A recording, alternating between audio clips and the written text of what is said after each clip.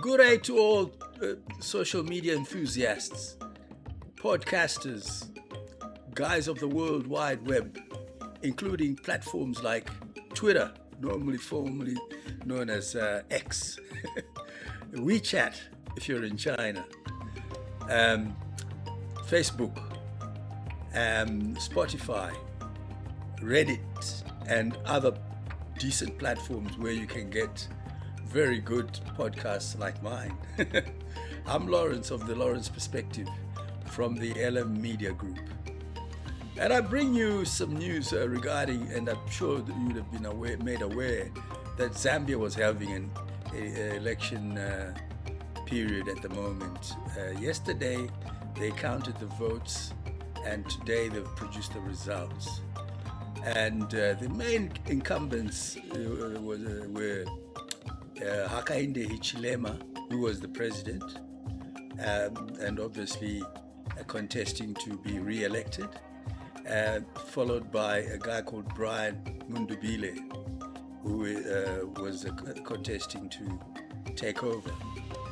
Well, as you would expect it, with Zambia's fortunes growing, the economy boosting, and notwithstanding a few skirmishes here and there, allegedly some sort of a scuffle between Brian and some other opponent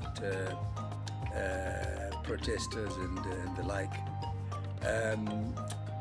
Suffice to say, Hichilema won by a decent 61% of the votes, and the votes counted to roughly about 40% of the people on the registered voters roll. So roughly 4 million people voted. 61% of them voted for Hakainde Hichilema.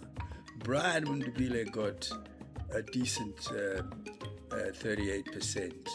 So it was a good contender, a good run-up, and a good outcome for Zambia. Those initial skirmishes was quickly dealt with, and I take the view that Zambia is going to continue to stride with further development as Hakainde Hichilema, I love that name, Hakainde Hichilema continues to deliver on his vast promises. I grew up in Zambia, so I have a fond and basically my heart, a fondness for Zimbabwe, and my heart goes out to the people of Zambia.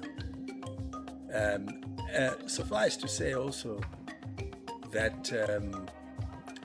the example given by Zambia is that democracy prevails, and that's an important lesson for countries like Zimbabwe, that holding on to power, yes, it may in the short term give you respite and keep you in power and continue your looting, but your day soon comes.